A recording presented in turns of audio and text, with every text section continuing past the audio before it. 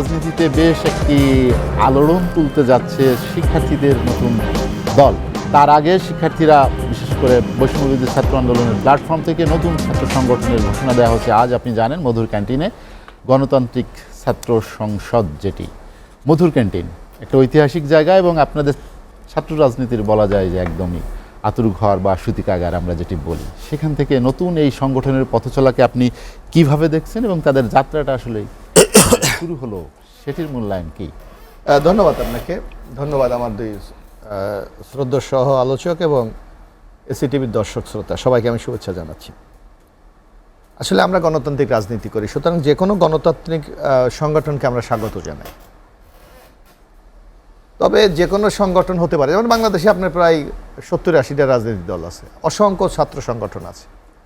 এখন দেখা যাবে যে সাধারণ ছাত্রদেরকে কতটুকু তারা সম্পৃক্ত করতে পারে, কতটুকু তাদের সমর্থন আদায় করতে পারে, এটা হলো বড়। কারণ ইতিমধ্যে বাংলাদেশে আপনার প্রতিষ্ঠিত বেশ কয়েকটি ছাত্র সংগঠন আছে। কক্সবাজার সমুদ্র সৈকতের উপর নিজেদের একটি ঠিকানা, ইডেন বে, আ কনসার্ন অফ ভাইয়া হোটেলস, যারা ইতিমধ্যে সাধারণ ছাত্রদের মধ্যে তাদের ব্যাপক জনপ্রিয়তা আছে এবং সাংগঠনিক ভিত্তিও আছে তাদের। সুতরাং এই সংগঠনটা একটা নতুন সংগঠন এবং আমরা যতটুকু এর পরিচয় পেয়েছি যে এটা একটা মিক্সড অর্গানাইজেশন। এখানে বৈষম্য বিরোধী ছাত্র আন্দোলন নামে যেই জোটটা হয়েছে, ওইটা কিন্তু আসলে কোনো সংগঠন, একটা জোট। সেই জোটের কিছু এখানে রয়ে গেছে। এখানে ছাত্র শিবিরের আছে, ছাত্র ফেডারেশনের আছে, ছাত্র ইউনিয়নের আছে, এইভাবে নানা সংগঠনকে এনে একটা জায়গায় করা হয়েছে। সুতরাং এদের আদর্শিক গাঁথনিটা কতটুকু মজবুত হয় এটা দেখার জন্য আমাদেরকে অপেক্ষা করতে হবে। কারণ আপনার নানা পথ এবং মতকে, যেমন আমরা বাংলাদেশ জাতীয়তাবাদী দল, আমরা কিন্তু একটা জাতীয়তাবাদী আদর্শে বিশ্বাসী, আমরা বাংলাদেশি জাতীয়তাবাদে বিশ্বাসী। সুতরাং আমাদের মধ্যে কিন্তু একটা ঐক্যের একটা নির্দিষ্ট জায়গা আছে। এখন এদের ম্যানিফেস্টোটা আমি দেখি নাই যে এরা কী ম্যানিফেস্টো নিয়ে আগামী দিনে আগাবে, সেটা দেখলে হয়তো কিছুটা মন্তব্য করা যেত, কিন্তু আমি এখনো একই অবস্থা কি যে নতুন রাজনৈতিক দল আসছে, জাতীয় নাগরিক কমিটি এবং বৈষম্যবিরোধী ছাত্র আন্দোলনের সমন্বয়ে, যেটি আপনি জানেন যে শুক্রবার তারা মানিক মিয়া এভিনিউতে সমাবেশের মাধ্যমে এটি ঘোষণা দেবে এবং এটি নিয়ে অনেক আলোচনায়।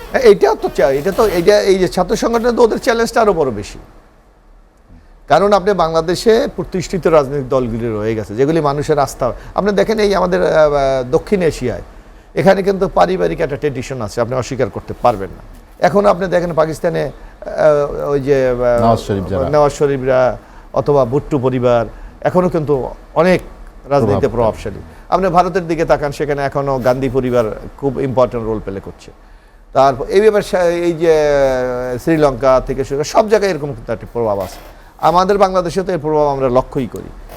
এই স্রোতের বাইরে গিয়ে আরেকটি রাজনৈতিক দল দাঁড় করানো, এটা সত্যি আমার মনে হচ্ছে খুবই চ্যালেঞ্জিং একটি বিষয়। সুতরাং এই চ্যালেঞ্জ তারা গ্রহণ করছে, দেখি আমরা আগামী দিনে কি হয়। আপনি কি মনে করেন যে তাদের আদর্শিক ভিত্তি মজবুত বা দুর্বল, যেটা আমরা বলি কিনা, আদর্শিক ভিত্তিটা আসলে আদর্শিক এরা এদের কোন কোন বিষয়টাকে এরা সামনে নিয়ে এসে দলটাকে ঘোষণা করে, সেটা ম্যানিফেস্টোটা কি হবে, ম্যানিফেস্টোটা কি, এইটা হলো ইম্পর্টেন্ট ব্যাপার। কারণ আপনি দেখবেন অনেক সময় আমাদের দেশে হয় কি, যেমন আমরা জাতীয়তাবাদী দল, আরেকটি দেখা যায় যে অন্য একটা দেশের ঘেঁষা একটি রাজনৈতিক দল, আবার অন্য একটা দলকে বিরোধিতা করেও কেউ রাজনীতি করে। সুতরাং এই সামগ্রিকভাবে কি আপনার ঘোষণাপত্রটা আসে তার উপর ডিপেন্ড করে আপনার মন্তব্য করা যাবে। তবে আমরা মনে করি যে কোনো সংগঠন আগামী দিনে দাঁড়ানো এটা খুব চ্যালেঞ্জিং। মুশাররফ ভাই, সর্বশেষ যেটি জানতে চাই, উপদেষ্টা পরিষদের উপদেষ্টার পদ থেকে পদত্যাগ করে নাহিদ ইসলাম এই যে নতুন দলের দায়িত্ব নিচ্ছেন, অনেকেই তাকে ভবিষ্যতে বাংলাদেশের রাজনীতির বেশ প্রথম সারিতে দেখতে চান, অনেকে ভবিষ্যৎ সরকার প্রধান হিসেবেও দেখতেছেন, এরকম সামাজিক যোগাযোগ মাধ্যমে অনেক মন্তব্য আসছে। আপনি কি মনে করেন যে এই সিচুয়েশনে বা এখনকার যে রাজনৈতিক বাংলাদেশের রাজনীতির যে পরিসর, যা বিস্তৃতি আপনি যেটা উল্লেখ করলেন যে বিভিন্ন প্রভাব থাকে, সেই প্রভাবের মধ্যে এরা আসলে কিভাবে নিজেদের প্রভাব তৈরি করবে, প্রভাব বলয় তৈরি করবে, সেটিও তাদের জন্য কতটা চ্যালেঞ্জিং? তো অবশ্যই। কারণ আপনি ধরেন এখানে বাংলাদেশে প্রতিষ্ঠিত বহু রাজনৈতিক দলগুলি আছে, সেই রাজনৈতিক এই বলয়টাকে ভেঙে আপনার একটা নূতন রাজনৈতিক সেন্টিমেন্ট তৈরি করতে হবে। সুতরাং অবশ্য চ্যালেঞ্জ এক। আর পাশাপাশি হলো আপনাকে এই আসিফ তো নাহিদ ইসলাম কিন্তু এই সরকারের উপদেষ্টা বলেন না মন্ত্রী বলেন ছিলেন, সেখানে তার অ্যাক্টিভিটিস কতটুকু জনমতে প্রভাব ফেলতে পেরেছে এটা কিন্তু আমরা খুব মূল্যায়নের সেই সুযোগটা আমরা পাই নাই।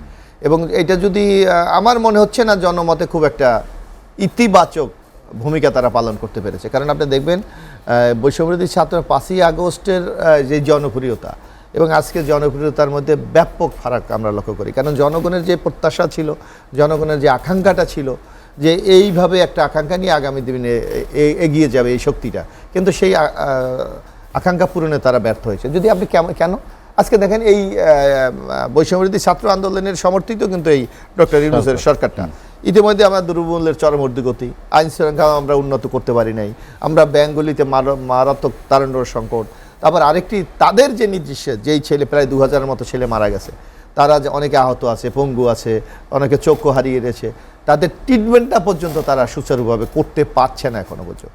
সুতরাং জনমতে তারা সাফল্যের যে গাঁথনিটা সেটা খুব শক্তিশালী না, বরং অনেকটা দুর্বল। এটা কি এই সরকারের সাফল্যের উপর অনেক কিছু নির্ভর করছে কিনা, তাদের এই রাজনৈতিক দলের জনপ্রিয়তা বা রাজনৈতিক দলের অবস্থান মজবুত? এখানে দেখবেন একজন হয়তো পদত্যাগ করেছে, আজকে দেখেছি আরেকজন দপ্তরবিহীন ছিলেন মাহফুজ আলম, ওনাকে আবার তথ্যতে দেওয়া হয়েছে।